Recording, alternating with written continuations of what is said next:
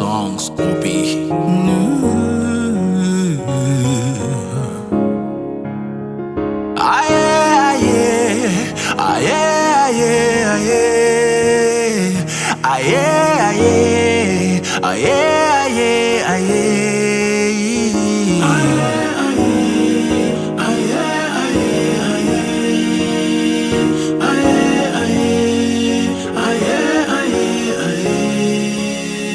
Duk inda biyu ko uku sun taru a cikin sunan Yesu mai tsarki na nan.